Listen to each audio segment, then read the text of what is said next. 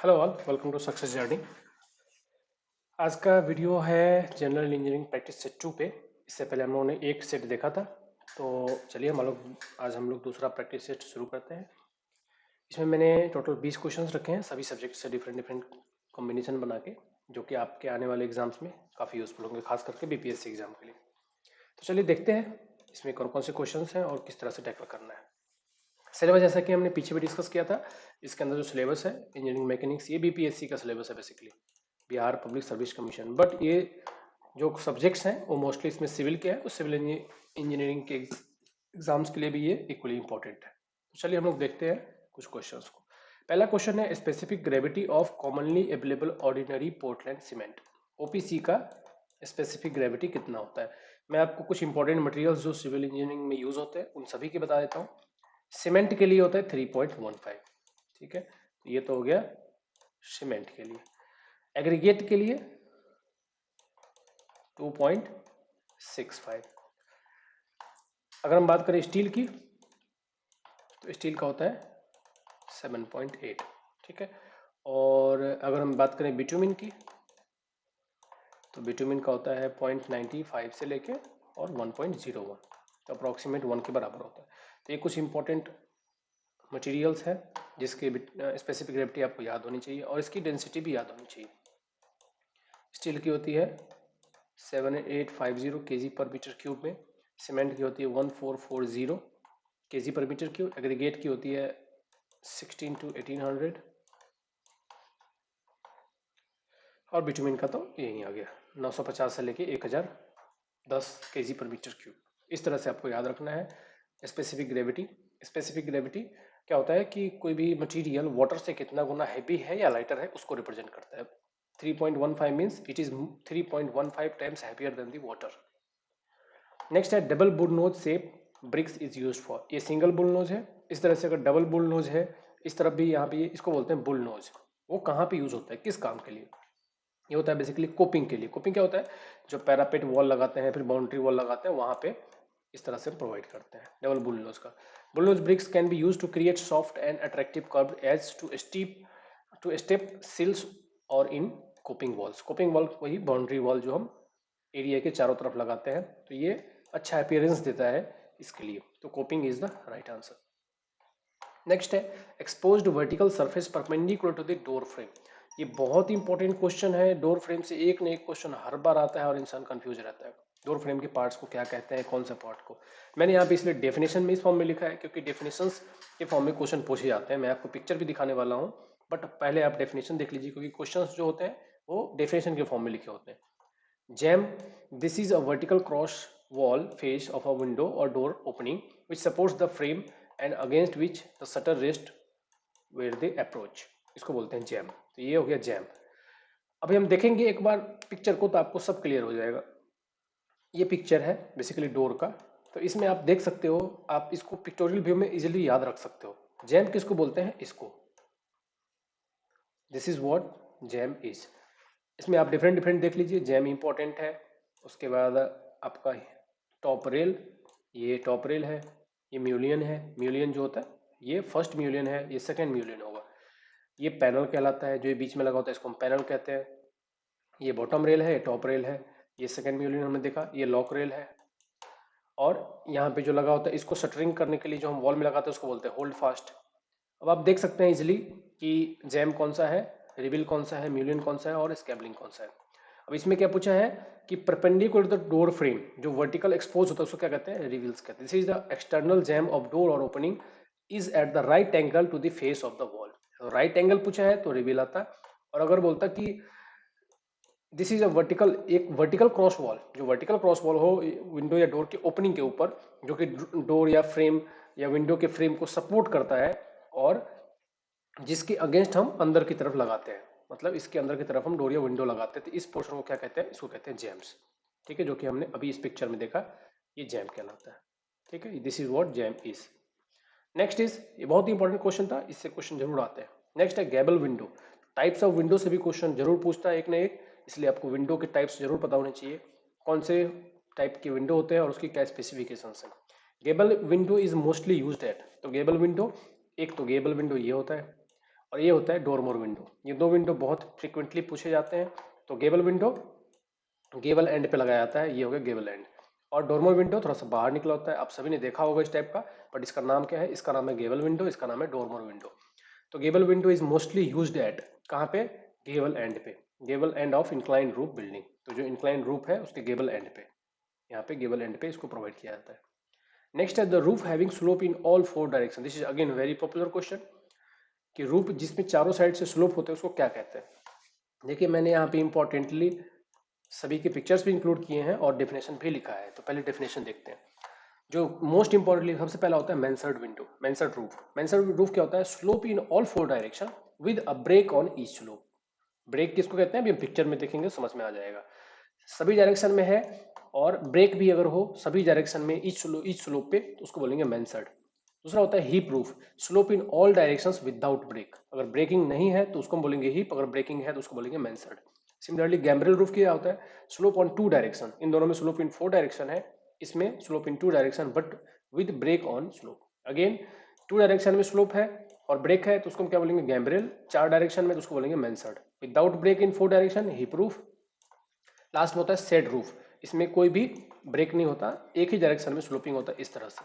ठीक है, तो इस क्वेश्चन में क्या पूछा है? Roof having slope in four direction, breaking का कोई जिक्र नहीं किया है, तो ये आएगा हिप पिच्ड रूफ। तो हिप रूफ का आंसर आ जाएगा। अब एक बार मैं सारे जो रूफ है उसको आपको दिखा देता हूँ ताकि आप लोग याद रख सको। ये कहलाता है ओपन गैबल। गैबल विंड जो है ये ओपन गैबल है, मतलब इसमें दोनों साइड से सिर्फ स्लोपिंग है, टू डायरेक्शनल है और इसमें कोई ब्रेक नहीं है। ये है बॉक्स गैबल। ये है डोरमोर, हमने डोरमोर देखा था। ये एम शेप्ड का है, इसमें आपने एम शेप आप देख सकते हो बना हुआ है, इसे बोलते हैं हिप। जो हमने अभी डिस्कस किया हिप है। तो ये चार डायरेक्शन में गया हुआ है, ये एक डायरेक्शन, दो डायरेक्शन, तीन डायरेक्शन और चार डायरेक्शन, और सभी में ब्रेक है। ये ब्रेक है, this is a called break, so इसको बोलते हैं हिप। ये देखिए नेक्स्ट है, इसमें जो इंपॉर्टेंट है मैं वो बताया, तो बाकी पिक्चर से आप याद रख सकते हैं। नेक्स्ट है गैम्ब्रेल, जो हमने अभी डिस्कस किया था। एक, दो, तीन और चार, चार डायरेक्शनल तो है बट विदाउट ब्रेक, किसी दो के बीच में जैसे हिप में ब्रेक था वैसा ब्रेक नहीं है, तो इसे बोलते हैं गैम्ब्रेल। मैंसर्ड हमने डिस्कस किया था, मैंसर्ड है, इसमें भी चार है। नेक्स्ट है सेड। सेड एक वो यूनि डायरेक्शनल होता है, तो ये सेड हो गया। ये फ्लैट हो गया, जो हम नॉर्मली यूज करते हैं फ्लैट एरिया, वो फ्लैट हो गया। ये हो गया बटरफ्लाई शेप। तो इस तरह से नेम से क्वेश्चन आते हैं, बट आप पिक्टोरियल व्यू से आप इजीली याद रख सकते हो। नेक्स्ट क्वेश्चन पे चलते हैं। In a bar chart the vertical axis represent, this is a picture of bar chart. Bar chart क्या होता है कि एक्टिविटी और टाइम को जो हम एक चार्ट पे प्लॉट करते हैं कि कौन कौन सा काम करना है और कितने समय में खत्म करना है, उसको बोलते हैं bar chart. This is what bar chart is. Y axis पे क्या होता है? इसमें एक्टिविटी होता है, activity A B C D इस, और एक्स एक्सिस पे क्या होता है? कितने टाइम में उसको खत्म होना है और कब स्टार्ट होना है। तो आप देख सकते हो जैसे कि यहाँ टाइम लिखा हुआ है, अगर एक्टिविटी ए की बात करें तो ये 6th वीक में स्टार्ट होगा और 10th वीक में जाके खत्म होगा। तो इसकी स्टार्टिंग और एंडिंग टाइम भी रिप्रेजेंटेड है और एक्टिविटी भी रिप्रेजेंटेड है कि ये एक्टिविटी है और इसकी स्टार्टिंग और एंडिंग टाइम है। तो कह रहे हैं bar chart the vertical axis, vertical axis पे क्या होता है? Various activities of the project. Which of the following is not a weakness of bar chart. तो इस बार चार्ट की कुछ वीकनेस है, तो इसमें से पूछा है कि कौन सा नहीं है। तो इसकी वीकनेस सबसे पहले देख लेते हैं क्या क्या होता है। एक होता है lack of degree of details. आपको इसमें ये नहीं पता चल रहा कि ये किस चीज मतलब कौन सा एक्टिविटी है, एक्टिविटी क्या है और उसकी क्या को रिलेशन है दूसरी एक्टिविटी के साथ। Review of the project progress, इसमें हम प्रोजेक्ट का प्रोग्रेस कर रिव्यू नहीं कर सकते कि प्रोजेक्ट में प्रोग्रेस कितना है, क्योंकि टाइम तो पता है कि 7th वीक 6 वीक से 10 वीक में चल रहा है, बट काम एक्चुअली में कहाँ तक पहुंचा है। अगर मान लो अभी 7वां वीक चल रहा है तो क्या काम यहाँ तक हो गया है या नहीं हुआ है, इसका हम रिव्यू नहीं कर सकते। तीसरा है एक्टिविटी इंटर रिलेशनशिप, दो एक्टिविटी तीन एक्टिविटी के बीच में क्या रिलेशनशिप है उसके बारे में जानकारी नहीं मिलती, सब एक्टिविटी के बारे में जानकारी नहीं मिलती। नेक्स्ट है टाइम अनसर्टेनिटी, टाइम के बारे में अनसर्टेन, मतलब अगर कोई जहाँ पे कोई ऐसा रिसर्च है जहाँ पे अनसर्टेन है, टाइम कब खत्म होगा पता नहीं है, वहां पे ये इफिशियंटली वर्क नहीं करता, जैसे कि रिसर्च वर्क। नेक्स्ट है it does not indicate the critical activity of the project, कौन सा एक्टिविटी है जो क्रिटिकल एक्टिविटी है, मतलब जिसको डिले करने में पूरा प्रोजेक्ट डिले हो सकता है, उसको नहीं बताता। और लास्टली नो कॉस्ट ऑप्टिमाइजेशन, अगर हम कॉस्ट ऑप्टिमाइजेशन करना चाहें तो क्रैश करके हम कॉस्ट ऑप्टिमाइजेशन नहीं कर सकते। So these are the demerits of bar chart. अब इसमें पूछा कि कौन सा नहीं है। Suitable for small job, right. Cost control can not be achieve, हमने अभी डिस्कस किया, ये बिल्कुल सही है। Optimum use of men and man and machine can not be और डन, राइट है, क्योंकि ऑप्टिमाइजेशन हम नहीं कर सकते। एंड नन ऑफ द, ये सारे इसके बेनिफिट्स हैं, कोई भी इसमें से डिसएडवांटेज नहीं है, तो none of these is the right answer. Next है the problem of developing low cost housing for economically background people. तो ये प्रॉब्लम हो रहा है डेवलप करने में लो कॉस्ट हाउस को बैकग्राउंड पीपल के लिए, क्योंकि किस एरिया में, अनडेवलप्ड एरिया में। तो ये इसको हम किस तरीके से एनालाइज कर सकते हैं, ये है गैंट चार्ट, या फिर इसको हम बार चार्ट भी कहते हैं। तो ये बार चार्ट से एनालाइज हम कर सकते हैं कि टाइम के साथ एक्टिविटी का क्या रिलेशन है, ठीक है। इस तरीके से जो हमने बार चार्ट डिस्कस किया था, उसी का दूसरा नाम है गैंट। गैंट साइंटिस्ट था जिसने ये इन्वेंट किया। नेक्स्ट है एक्टिविटी ऑन नोड। दो प्रकार की एक्टिविटी होती है, एक्टिविटी ऑन नोड और एक्टिविटी ऑन एरो। तो क्या होता है कि ये दो नोड हैं इसके, एरो का एक एंड होगा और एक स्टार्ट होगा, ठीक है। तो अगर एक्टिविटी को हम यहाँ पे रिप्रेजेंट कर रहे थे, ये कहलाता है एक्टिविटी ऑन एरो, और अगर हम एक्टिविटी को यहाँ पे रिप्रेजेंट कर रहे थे, कहलाता है एक्टिविटी ऑन नोड। तो एक्टिविटी ऑन नोड कह रहा है कि कौन सा इन्वॉल्व है इसमें से, पर्ट ने इसके लिए सीपीएम होता है, CPM basically activity on node होता है, तो इसके लिए हम, और ये जो है पर्ट ये एक्टिविटी ऑन एरो होता है, ठीक है। तो इन दोनों में यही डिफरेंस है। नेक्स्ट है which of the following is a PERT event. PERT event oriented है और सीपीएम एक्टिविटी ओरिएंटेड है, ये भी आपको सीखना है। इवेंट किसको बोलते हैं, कंप्लीशन या एंडिंग की, किसी भी एक्टिविटी की एंडिंग, और ये ए और बी और ये एक्टिविटी है। तो एक्टिविटी की स्टार्टिंग और एक्टिविटी की एंडिंग इवेंट कहलाती है, और एक्टिविटी एक्टिविटी है। तो ये पर्ट जो है वो एक्टिविटी कहाँ पे होता है, इसमें एरो पे, और दोनों एंड को हम इवेंट कहते हैं। ये स्टार्टिंग और एंडिंग को रिप्रेजेंट करता है किसी भी एक्टिविटी का। तो कह रहे हैं which of the following is not a PERT event. PERT event नहीं है, मतलब स्टार्टिंग और एंडिंग किसी काम का नहीं बता रहा है। साइट इन्वेस्टिगेशन स्टार्टेड, ये स्टार्टिंग बता रहे थे, ये नहीं हो सकता। सेशनल वर्क कंप्लीटेड, ये एंडिंग बता रहे, नहीं हो सकता, ये दोनों इवेंट है। बस स्टार्ट्स फ्रॉम जयपुर, ये भी स्टार्टिंग है, तो ये भी नहीं हो सकता। क्लास इज बीइंग अटेंडेड, मतलब ये क्या है, ये प्रोग्रेस में है, तो ये एक्टिविटी हुआ, that is the right answer. Next, stream line and path line always coincides in. Stream line, path line and streak line तीनों कॉन्साइड होते हैं किस केस में, स्टीडी फ्लो में। स्टीडी फ्लो में क्या होता है स्ट्रीम लाइन, स्ट्रीम लाइन का एक सिंपल सा डेफिनेशन है, बहुत बार पूछा जाता है कि अगर हम टेंजेंट ड्रॉ करें वेलोसिटी पे, अगर हम स्ट्रीम लाइन पे अगर हम टेंजेंट ड्रॉ करें तो हमेशा वेलोसिटी की डायरेक्शन को बताता है। This is what stream line is. तो ये डेफिनेशन से भी क्वेश्चन पूछते हैं कि स्ट्रीम लाइन क्या है।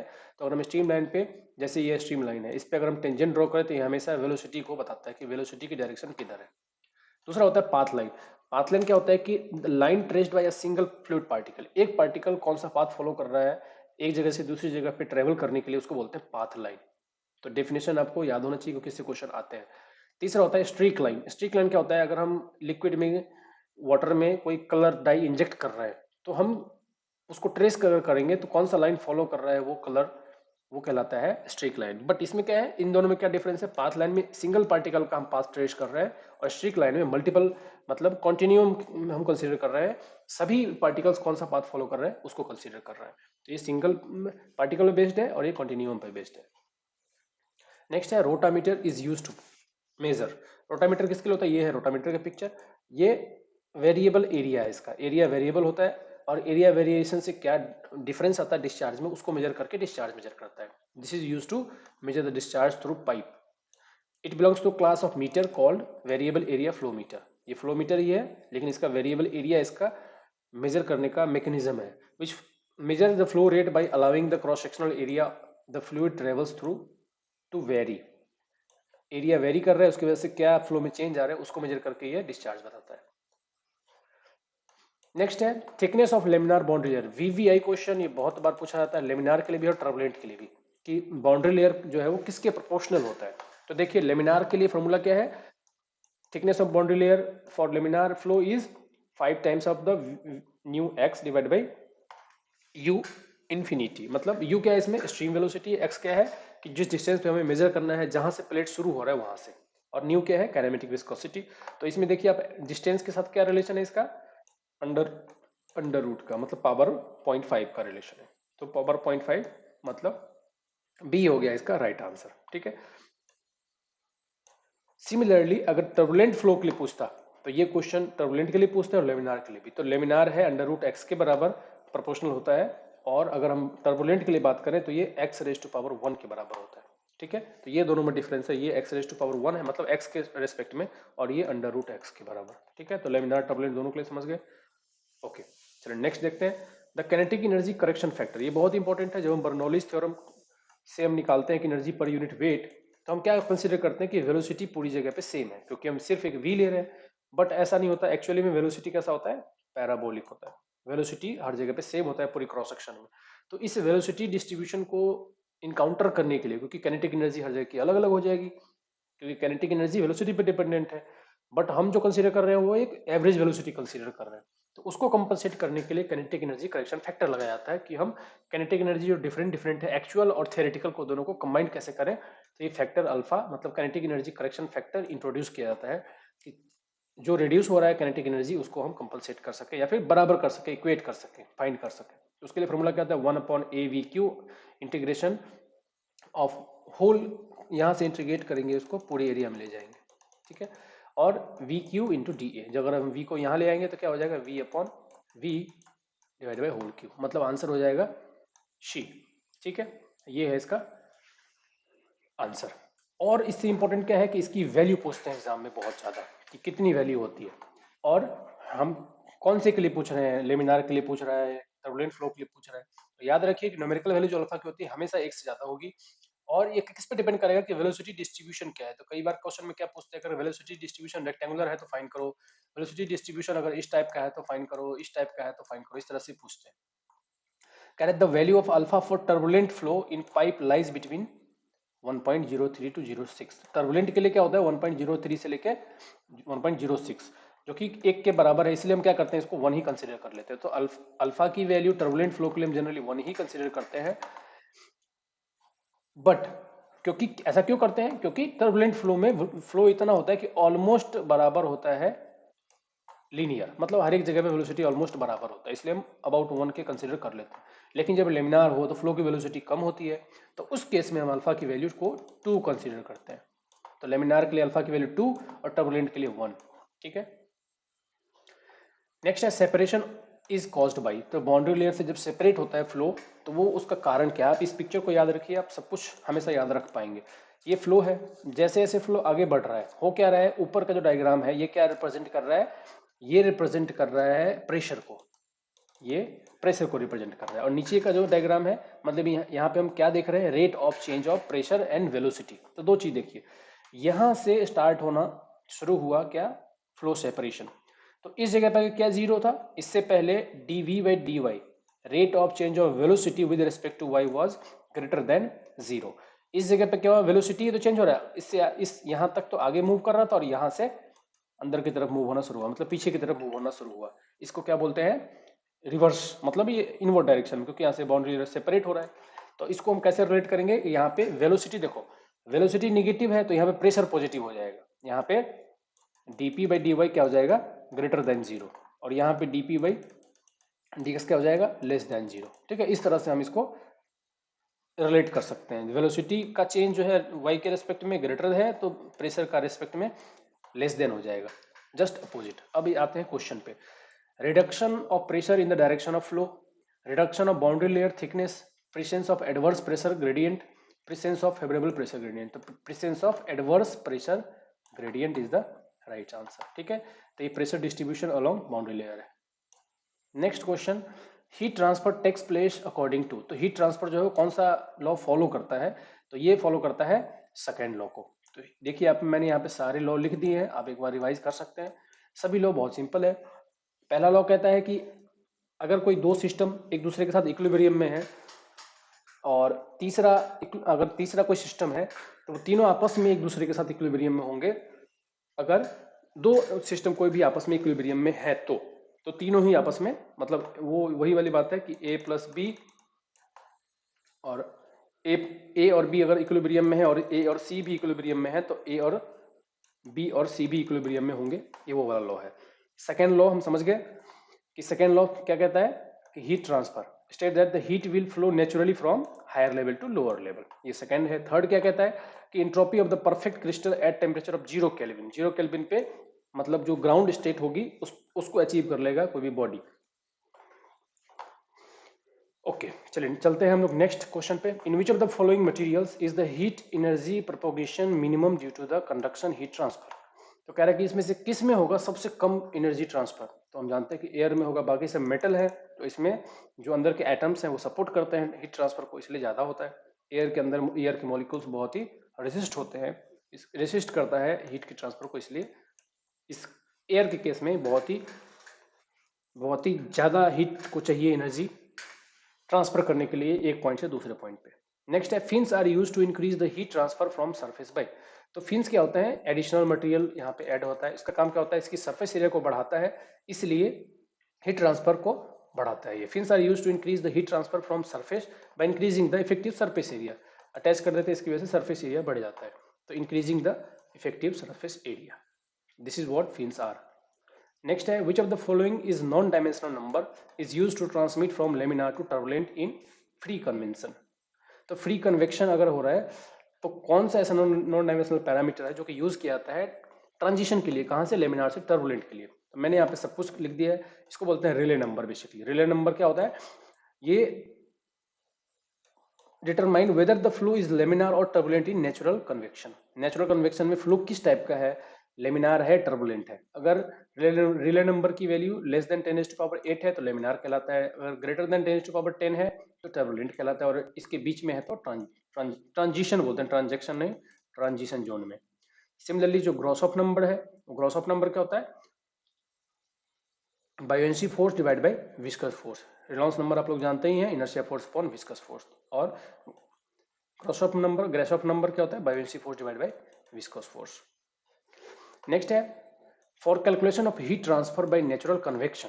तो नेचुरल कन्वेक्शन के थ्रू अगर हमें हीट ट्रांसफर कैलकुलेट करना है from horizontal cylinder, what is the characteristic length. तो अगर हॉरिजॉन्टल सिलेंडर है तो कैरेक्टरिस्टिक लेंथ किसके बराबर में होगी, विड्थ के बराबर। और अगर वर्टिकल सिलेंडर है तो इसकी कैरेक्टरिस्टिक लेंथ होगी इसके लेंथ के बराबर। ठीक है, इसके लेंथ के बराबर, इसके विड्थ के बराबर। जैसे पूछा है हॉरिजॉन्टल सिलेंडर तो ये होगा इसका डाया। ठीक है, और अगर यही वर्टिकल होता तो उसके लेंथ के बराबर होता। So thank you all, thanks for the watching video. आप लोगों को वीडियो कैसा लगा आप लोग जरूर बताइए। मिलते हैं हम लोग नेक्स्ट वीडियो में कुछ नए और कंटेंट के साथ। Thank you all. वीडियो अच्छा लगा हो तो आप लोग लाइक कीजिए, चैनल को सब्सक्राइब कीजिए, अपने दोस्तों के साथ भी शेयर कीजिए। Thank you all, thanks for